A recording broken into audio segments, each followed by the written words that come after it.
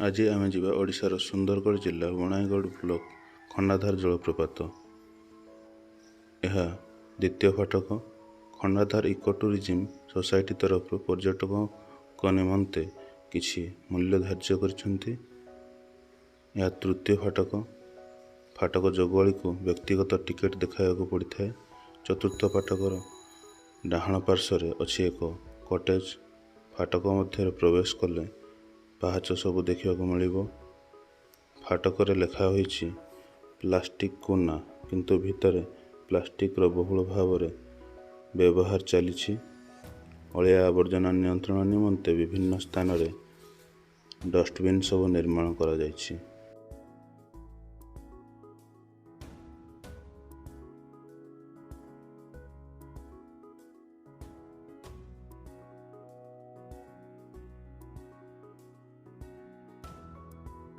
पाहाचर तल पार्श्व को आसवा पर आपण मैंने देखा पाइबे एक सुंदर पोल।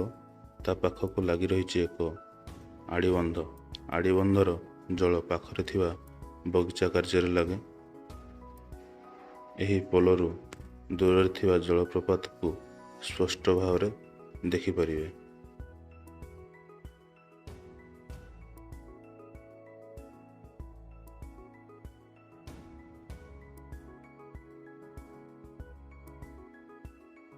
पोलर बाम पार्श्व अच्छी पूर्व व्यवहृत केबुल पोलर भग्नावशेष।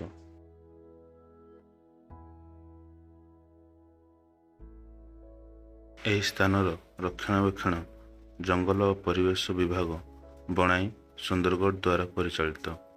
किछि दूर रे अच्छी कर्तृपक्ष द्वारा निर्मित वनभोजी निमंते स्थान। ता पाखक लगी रही एक शिशु उद्यान।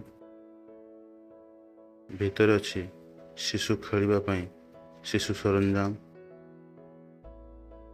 शिशु उद्यान बाहरी आंबे जलप्रपात आड़ को गलु। आग को बढ़िया पूर्व मु आपण मानकु कहि रखिबी जे एही चैनल रो नाम ट्रैवल एंड इन्वेस्टिगेशन, माने बुलिबा और से स्थान विषय विस्तृत भाव में जानिबा। खंडाधार जलप्रपात खंडाधार पर्वतमालार कोरापाणी नालर अवदान। पादचला रास्ता पर यही स्थान पाहाच आरंभ।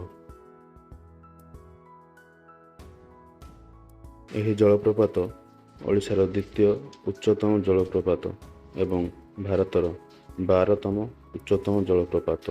जदि भिडियोटी भल लगुଥାଏ चैनल को सब्सक्राइब करी बेल आइकन को प्रेस कर दियंतु, जहा द्वारा आमर समस्त भिडियो आपण को सर्वप्रथम मिल पारिबो।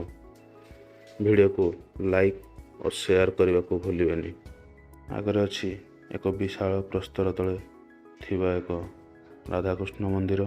मंदिर पूजक पर्यटकों निमंते झरणार शीतल पानीय जलर व्यवस्था करिथांती। आपण माने भाबुथिबे मो भिडियो रे द्वितीय तृतीय और चतुर्थ फाटक विषय रे कहली, किंतु प्रथम फाटक विषय रे कौनसी सूचना देई नहीं।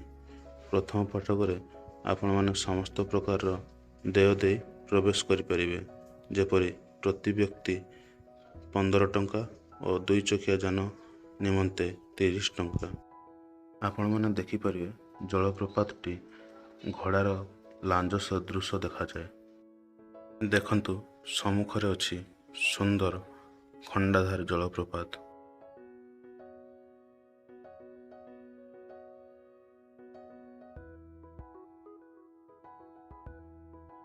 तृतीय फाटकर बाम पार्श्व अच्छी खाद्य पानीय निमंते खंडाधार कैफे।